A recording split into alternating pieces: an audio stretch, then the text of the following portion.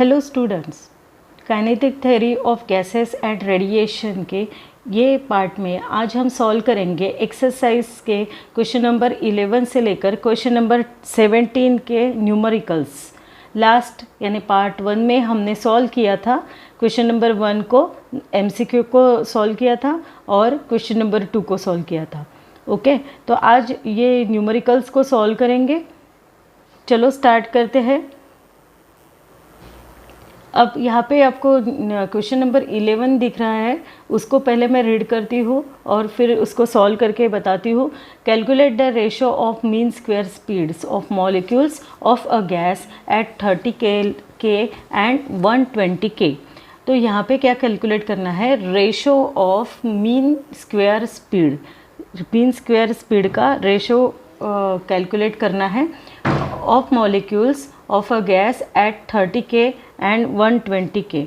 तो यहाँ पे एक टेम्परेचर्स दिए हैं एट 30 के, दैट इज़ फर्स्ट टेम्परेचर है 30 K, suppose it is T1 and second one is T2 is equal to 120 K. Okay, तो क्या कैलकुलेट करना है? Ratio of mean square speed को कैलकुलेट करना है। तो mean square speed is given by the formula v square bar is equal to 3RT upon m0। ये हमने देखा हुआ है, पूरी थ्योरी हमारी कंप्लीट हो गई है। तो यहाँ से अब what is the relation between mean square speed and temperature? तो this mean square speed it is directly proportional to the temperature. ठीक है, तो अब यहाँ पे दो टेम्परेचर्स दिए हैं, तो we have to calculate the ratio of mean square speed. तो मीन स्क्वायर स्पीड का रेशो कैलकुलेट करना है, तो V1 V2 को कंसिडर करेंगे यहाँ पे। तो suppose V1 square bar upon V2 square बार, इसको अपने को कैलकुलेट करना है। ठीक है, तो यहाँ पे मैं क्वेश्चन मार्क करती हूँ।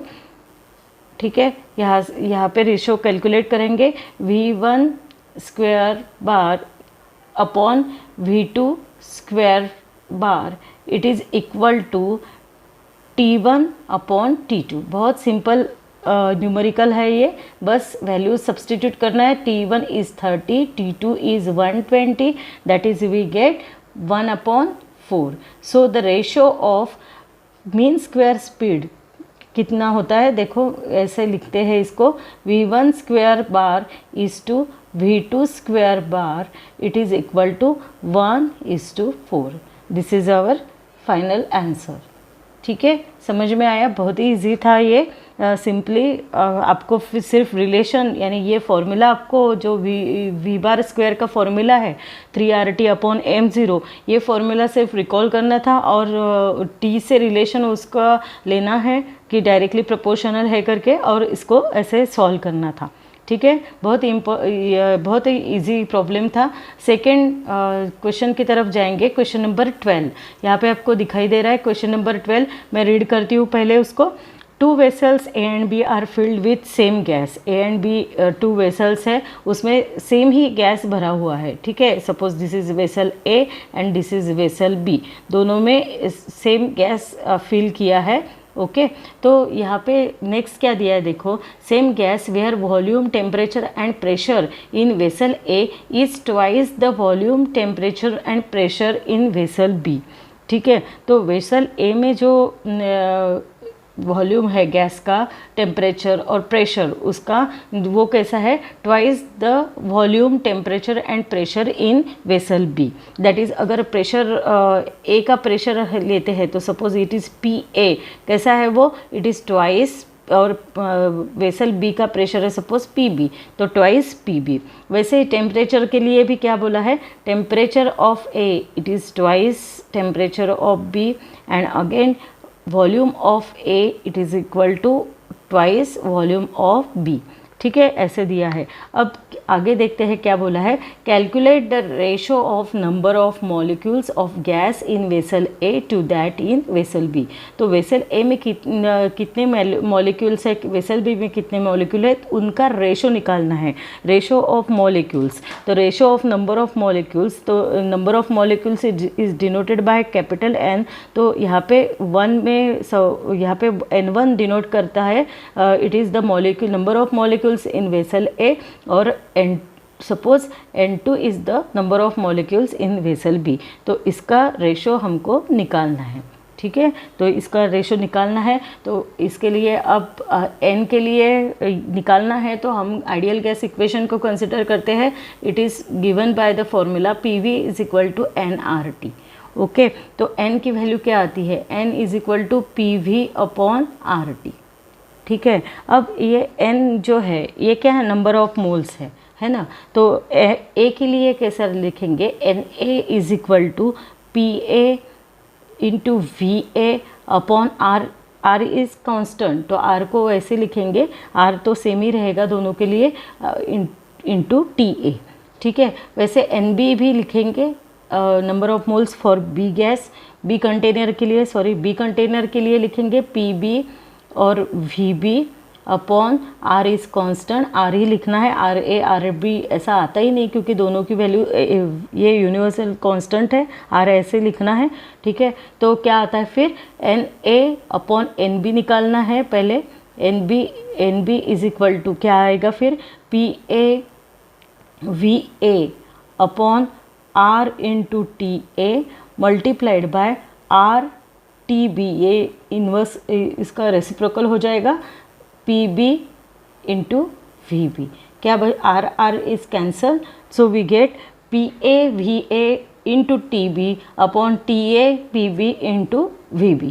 तो नेक्स्ट इसमें मैं लिखती हूँ ये क्या मिलता है, तो Na upon NB, NA R तो कैंसिल ही हुआ था, तो वी गेट PA, यहाँ पे बचा था PA into VA upon TA, R cancel हो गया था, और मल्टीप्लाइड बाय ऊपर TB नीचे PB अपॉन VB। ओके, तो लास्ट हमने देखा था PA की वैल्यू है ट्वाइस PB, TA की वैल्यू है ट्वाइस TB और VA की वैल्यू है ट्वाइस VB। उनको सबको सब्सटीट्यूट करना है। ठीक है, इन टर्म्स ऑफ B, तो यहाँ पे सब्सटीट्यूट करते हैं पहले इनको, तो PA की जगह लिखेंगे आप ट्वाइस PB। ओके, यही कंडीशन है, गिवन कंडीशन है ये, VA की जगह ट्वाइस VB एंड TA की जगह ट्वाइस TB। ओके, तो multiplied by TB upon PB into VB। ठीक है, कैंसिल VB PB ये कैंसिल हो जाते हैं, TB भी कैंसिल हो जाता है, ऊपर अपने को मिलता है 2, ये एक 2 भी कैंसिल हो जाता है, सिर्फ 2 मिलता है, 2 अपॉन 1। ठीक है, this is the ratio of Na upon NB, number of moles का रेशो है ये। तो we know that number of moles जो रहते हैं, number of moles it is equal to, क्या फॉर्मूला है इसका, capital N upon Na, where N is the number of molecules and Na is the Avogadro's number, है ना, ये अपने पास में इसका फॉर्मूला है। अब नंबर ऑफ मोल्स Na के लिए क्या लिखेंगे हम, N1 पकड़ेंगे, हमने देखा था एक कंटेनर के लिए जो मॉलिक्यूल, नंबर ऑफ मॉलिक्यूल्स को N1 बोलेंगे क्योंकि यहाँ पे Na नहीं बोल सकते, Na is the Avogadro's number है। ठीक है, तो ए कंटेनर में N1 मॉलिक्यूल्स है और बी कंटेनर में N2 मॉलिक्यूल्स है, ऐसा कंसिडर करते हैं। तो Na और Nb कैसा आएगा, यहाँ पे मैं लिखती हूँ, Na के लिए लिखेंगे Na is equal to N1 upon Na, यहाँ पे Na इज़ एवोगैड्रोस नंबर है ये, कैपिटल Na। ठीक है, और Nb को लिखेंगे N2 upon NB, Nb is equal to B container में सपोज करेंगे N2 मॉलिक्यूल्स है। ठीक है, तो यहाँ पे अभी हमको Na अपॉन NB क्या आएगा, फिर Na upon NB is equal to N1 upon Na multiplied by Na upon N2, that is Na cancel, we get N1 upon N2। ठीक है, अब Na अपॉन NB तो हमने निकाला है, it is 2 upon 1, so we get here Na upon NB, it is equal to N1 upon N2, it is equal to 2 upon 1। ठीक है, तो यही फाइनल आंसर है अपना, that is the ratio of number of molecule, that is N1 is to N2, it is equal to 2 is to 1. This is the final answer. ठीक है, समझ में आया? ओके, इजी है, थोड़ा सा मैथ कैलकुलेटिव है, उसको अच्छे से किया तो बराबर आ जाता है। इसकी प्रैक्टिस करिएगा ज़रूर, ठीक है। नेक्स्ट न्यूमेरिकल की तरफ जाते हैं, न्यूमेरिकल नंबर 13। अब मैं पहले रीड करती हूँ। A gas in a cylinder is at pressure P, ठीक है। गैस सिलेंडर में गैस है, उसका प्रेशर कितना है? Suppose the pressure is P, okay. If the masses of all the molecules are made 1/3 of their original volume, 1/3 of their original value and their speeds are double। देखो क्या condition दी है, पहले देखेंगे। Gas है, cylinder में एक gas है और उसका प्रेशर कितना दिया है? P प्रेशर है। तो सपोज़ कीजिए, सपोज़ ये P1 की वैल्यू है अपनी P है, ठीक है। If the masses of all the molecules are made 1/3 of their original value, original value से उनका मास अब क्या है? सपोज ओरिजिनल वैल्यू है मास की m1 है, तो अब मास कैसा बनता है? m2 is equal to 1/3 of original value. Suppose it is m1, okay. 1/3 of their original value and their speeds are doubled. Speed भी कैसी है? अब ओरिजिनल सपोज कीजिए V1 है, अब कैसी है? V2 is equal to twice V1, double हो गई है, ठीक है। Then find the resultant pressure. क्या फाइंड करना है आपको? रिजल्टेंट प्रेशर, दैट इज़ अब P2 को फाइंड करना है, ठीक है। P1 ओरिजिनल P था, अब P2 को फाइंड करना है। अब pressure of ideal gas is given by the equation P is equal to 1/3 N/V mv bar square, ये है, ठीक है, अपना फॉर्मूला। अब यहाँ से आप अभी फिर से P1 P2 है, फिर से रेशो निकालना है। तो यहाँ पे क्या करना है? देखना है कि ये P क्वांटिटीज़ को कैसा है, डायरेक्टली प्रोपोर्शनल है, इन्वर्सली है। तो यहाँ पे डायरेक्टली आपको दिख रहा है, यहाँ पे सिर्फ मास और वॉल्यूम ही दिया है, तो सिर्फ मास और वॉल्यूम के लिए प्रेशर कैसा है? It is directly proportional to mass और वॉल्यूम नहीं, मास एंड स्पीड, स्पीड के स्क्वायर को डायरेक्टली प्रोपोर्शनल है यहाँ पे। तो P is directly proportional to M into V bar square, ठीक है। अब P1 P2 अगेन निकालेंगे, क्या है, कैसा निकालेंगे? P1 अपॉन P2 लेंगे, इट इज़ इक्वल टू क्या आएगा फिर? M1 अपॉन M2, और यहाँ पे V बार स्क्वायर है, तो क्या आएगा फिर? V1 square bar upon V2 square बार, ओके। ये समझ में आया। अब m1 कैसा है? देखो यहाँ पे m1 की वैल्यू इससे आ जाती है, m1 की वैल्यू है m1 is equal to thrice m2, ठीक है। तो वही वैल्यू सब्सटीट्यूट करेंगे यहाँ पे, m1 is thrice m2 upon m2, और V1 स्क्वायर, तो आपको यहाँ पे दिखाई दे रहा है कि V2 की वैल्यू है ट्वाइस V1, पर बट यहाँ पे V2 स्क्वायर है, तो यहाँ पे सिर्फ V1 स्क्वायर वैसे लिखेंगे, V1 स्क्वायर बार ऐसे लिखना है, और V2 स्क्वायर है तो ट्वाइस V1 है, तो यहाँ पे आ जाएगा आपका 4V1 स्क्वायर बार, ठीक है। तो V1, ये V1 कैंसिल हो जाता है, M2 भी कैंसिल हो जाता है, वी गेट कितना मिलता है आपको? 3 × 1/4, ठीक है। P1 अपॉन P2 की वैल्यू मिल जाती है, P1 upon P2 is equal to 3 × 1/4। तो अब P1 की वैल्यू सब्सटीट्यूट करेंगे, P1 इज़ P है, तो again P upon P2 is equal to 3/4। So what is the value of P2? P2 is equal to क्या आ जाता है? 4/3P, okay. समझ में आया? ये फाइनल आंसर है। तो क्या निकालना था आपको? रिजल्टेंट प्रेशर नीचे लिख सकते हो आप कि the resultant pressure is 4/3P, ठीक है। समझ में आया क्वेश्चन नंबर 13। अब नेक्स्ट क्वेश्चन की तरफ जाएंगे। क्वेश्चन नंबर 14 को देखो, मैं रीड करती हूँ। Show that RMS velocity of an oxygen molecule is √2 times that of sulfur dioxide molecule at STP, standard temperature pressure, STP stands for, okay। तो क्या बोला है कि RMS velocity of an oxygen, तो we denote it by VRMS, और यहाँ पे O2, oxygen है O2, ठीक है। ऑक्सीजन मॉलिक्यूल इज़ √2 टाइम्स, कितने? √2 times that of a sulphur dioxide molecule eight STP, sulphur dioxide के मॉलिक्यूल VRMS, और सल्फर डाइऑक्साइड मीन्स SO2। ठीक है, तो √2 टाइम्स है, यहाँ पे ऐसा दिया है। अब क्या बोला है कि एट STP, ये या इसको लेना है आपको। तो देखो अब कैसा है, VRMS के फॉर्मूला है आपके पास में, VRMS is equal to √3RT/m0। Okay, सबके फॉर्मूले आपको लर्न कर होने चाहिए, तभी आप सॉल्व कर सकते हो। अब मैं इतना VRMS न लिखते हुए मैं यहाँ पे लिखती हूँ VO2। VO2 क्या आएगा फिर, √।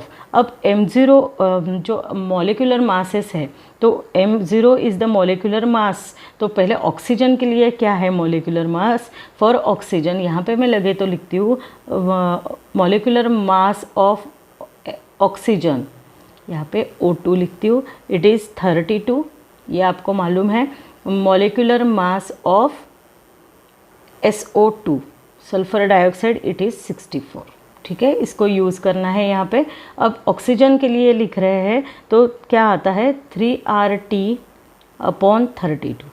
ओके, और वैसे ही आपको सल्फर डाइऑक्साइड के लिए लिखना है तो VSO2 लिखती हूँ मैं, it is equal to √3RT/64। ठीक है, यहाँ तक आपको समझ में आया। तो अब क्या करेंगे, VO2 और SO2 VSO2 दोनों का रेशो निकालना है ना, तो शो दैट RMS वेलोसिटी अपने को शो करना है। तो देखो रेशो निकालते हैं पहले, VO2/VSO2 sulphur dioxide, it is equal to, अब दोनों भी रूट में है तो कॉमनली रूट लिखती हूँ मैं, और पहले O2 के लिखती हूँ टर्म 3RT/32। अब मल्टीप्लाइड नीचे है तो रेसिप्रोकल लेते हैं 64/3RT।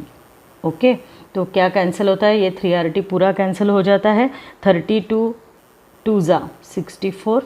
ओके, तो ये क्या मिलता है फिर आपको, VO2/VSO2 इज इक्वल टू √2। ठीक है, तो VO2 की वैल्यू क्या आ जाती है, VO2 is equal to √2 VSO2। Okay, यानी यहाँ पे आपको दिया है, show that RMS velocity of an oxygen molecule is √2 times that of sulphur dioxide. तो यहाँ पे प्रूव हो गया कि RMS value of oxygen molecule it is equal to √2 times the sulphur dioxide molecule. आप नीचे ये सेंटेंस लिख सकते हो। ठीक है, तो ये हमने प्रूव कर दिया है। इजी है, सिर्फ आपको फॉर्मूले सभी लर्न चाहिए, और ये जो वैल्यूज़ है देखो ये भी आपको लर्न चाहिए। ठीक है, तो समझ में आया आपको, ये 14 नंबर का अपना कंप्लीट हो गया है। अब नेक्स्ट 15 नंबर की तरफ जाते हैं। क्या है 15 नंबर का, देखो मैं रीड करती हूँ पहले इसको। At what temperature will oxygen molecules have same RMS speed. अब देखो फिर से यहाँ पे RMS स्पीड का ही है। एट व्हाट टेम्परेचर पूछा है, टेम्परेचर पे, यानी टेम्परेचर यहाँ पे मैं लिखती हूँ at what temperature will oxygen molecules, यानी टेम्परेचर ऑफ ऑक्सीजन मॉलिक्यूल्स, तो TO2 लिखती हूँ। तो ये निकालना है अपने को।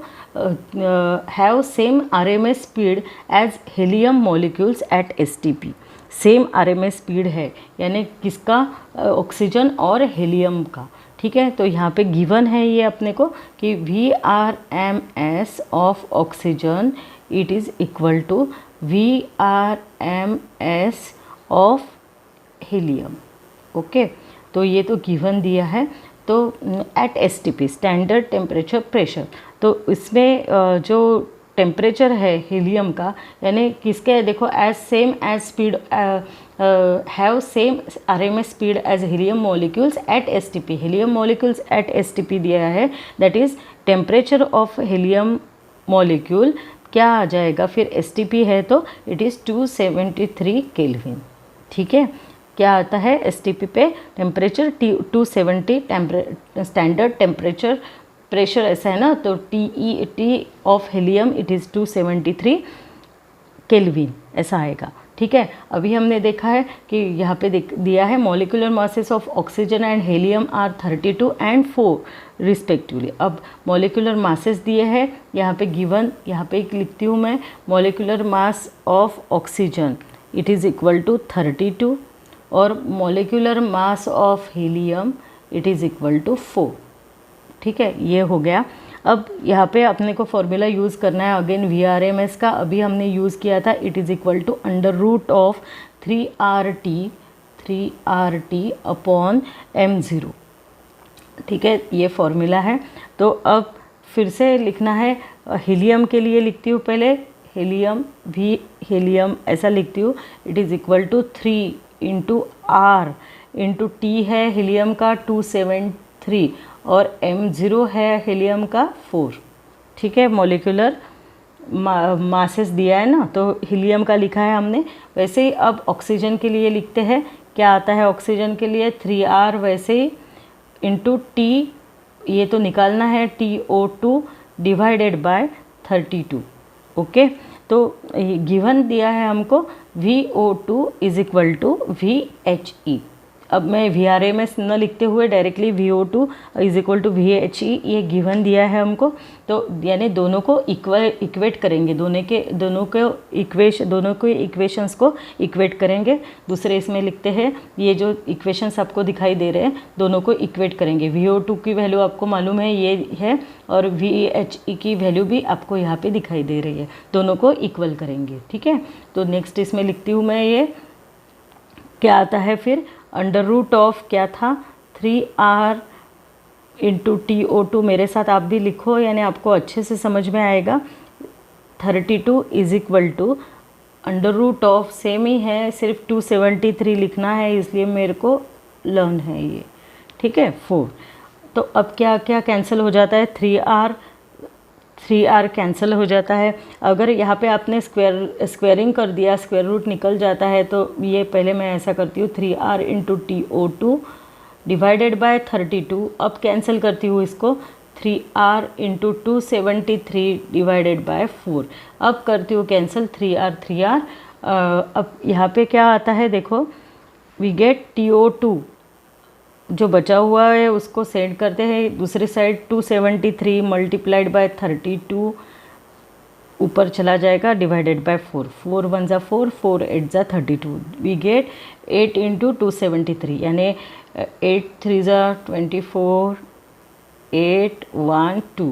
ठीक है, 2184 केल्विन ये आंसर मिलता है। ये टेम्परेचर है ऑक्सीजन के लिए। ठीक है, ये आंसर है अपना। ओके, तो ये आप सब लिख लेना, 2184 वही आंसर है अपना। ओके, समझ में आया, इजी है। सिर्फ फॉर्मूले को लर्न करना बहुत बहुत इम्पोर्टेंट है। अगर फॉर्मूले आते हैं तो ही आपको न्यूमेरिकल्स आएंगे। 16 नंबर का न्यूमेरिकल देखते हैं, क्वेश्चन देखते हैं 16 नंबर का। मैं पढ़ती हूँ पहले। Compare the RMS speed of hydrogen molecules. Hydrogen molecule का आरएमएस स्पीड को कंपेयर करना है with RMS speed of oxygen molecule, oxygen molecules का, और उसका भी टेम्परेचर दिया है एट 27 डिग्री सेल्सियस। ठीक है, given that molecular masses of hydrogen and oxygen are 2 and 32 respectively. Molecular masses दिए है तो क्या कैलकुलेट करना है, पहले तो ये दिया है टेम्परेचर दिया है, टेम्परेचर दिया है किसका, ये हाइड्रोजन का। तो हाइड्रोजन के लिए ऐसे TH2 लिखती हूँ मैं यहाँ पे, it is equal to 127 degree Celsius. इसको कन्वर्ट करेंगे केल्विन में, डायरेक्ट सेल्सियस में नहीं लिखते हैं, केल्विन में कन्वर्ट किया जाता है, ये याद रखिएगा, नहीं तो आंसर गलत आता है।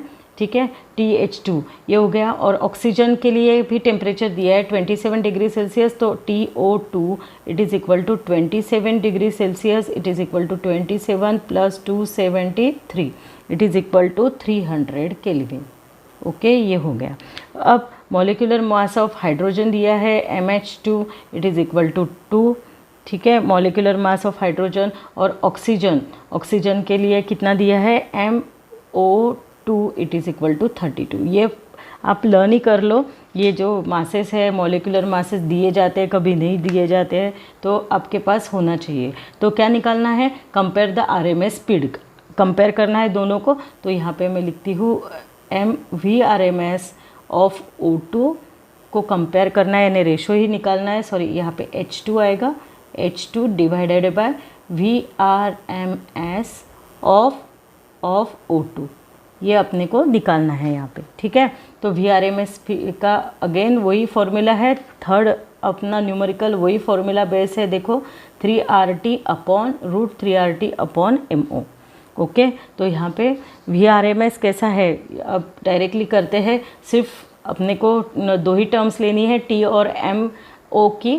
तो कैसा है VRMS, देखो it is directly proportional to T but square root of T but inversely proportional to square root of MO, ऐसा आएगा ना। ठीक है, तो डायरेक्टली मैं अब लिखती हूँ, दूसरे स्लाइड पे लिखती हूँ लगे तो VRMS of H2, VRMS of H2 divided by VRMS of O2 it is equal to, अब दोनों के इक्वेशंस लिखने हैं हमको,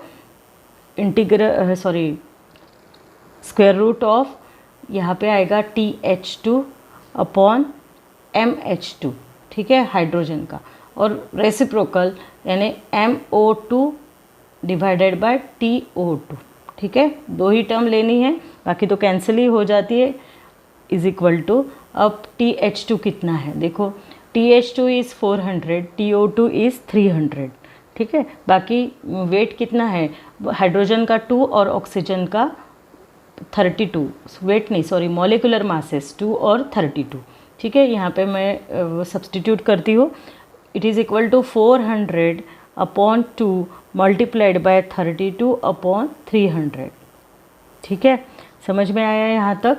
कैंसिल क्या होता है देखिए, 2 यहाँ पे 16 आता है, ठीक है, तो we get under root of 4 into 16 upon 3, इतना ही आपके पास में रहता है, ठीक है। तो अब इसका स्क्वायर रूट निकालेंगे, 4 का स्क्वायर रूट है 2, 16 का स्क्वायर रूट है 4, ठीक है, और 3 का स्क्वायर रूट ऐसा लिखते हैं √3, यानी वी गेट 8 अपॉन √3, ओके। तो ये अपने को फाइनल आंसर मिल गया है। देखो फिर क्या लिखेंगे, VRMS of H2 is to VRMS of O2 it is equal to 8 is to √3, okay, this is our final answer, ठीक है। तो आप नीचे लिख सकते हो कि the ratio of RMS speed of hydrogen to the RMS speed of oxygen is equal to 8 is to √3, ठीक है, समझ में आया। तो बहुत इजी था ये भी, VRMS का ये फॉर्मूला आपको सबको लर्न चाहिए, इसलिए अब नेक्स्ट न्यूमेरिकल के तरफ जाते हैं। Find kinetic energy of 5 litre of a gas at STP, standard temperature pressure, ठीक है, given standard pressure is 1.013 into 10⁵ newton per metre square, ठीक है। तो यहाँ पे जो दिया है 5 लीटर ऑफ गैस, तो ये वॉल्यूम दिया है आपको, तो ये कितना है दिया है 5 लीटर, ठीक है, इसको कन्वर्ट करेंगे मीटर में, 5 इंटू 10⁻³ मीटर क्यूब, ठीक है। प्रेशर दिया है P is equal to 1.013 into 10⁵ newton per metre square. क्या कैलकुलेट करना है आपको, kinetic energy of the gas, but यहाँ पे टेम्परेचर भी दिया है क्योंकि STP बोला है ना, STP के लिए टेम्परेचर यानी क्या रहता है 273 केल्विन, ओके।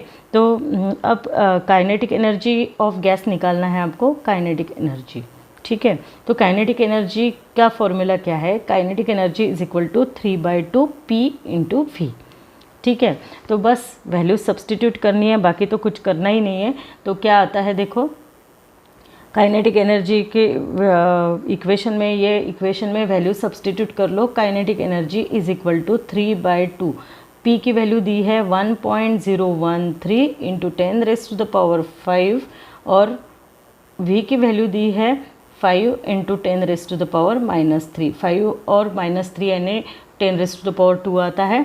तो यहाँ पे अगर इसको सॉल्व करते हैं तो वी गेट 7.5975 इंटू 10⁻² जूल, ठीक है।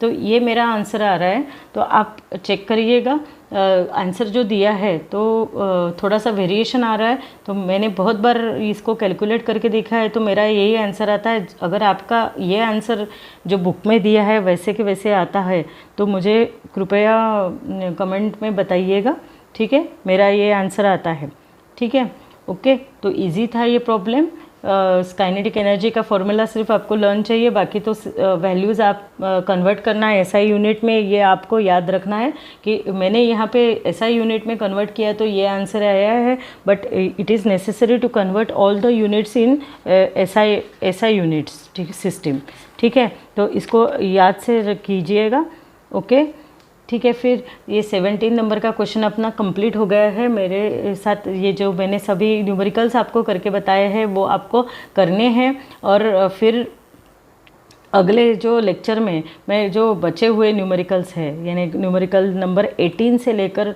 लास्ट तक पूरे कंप्लीट करूँगी।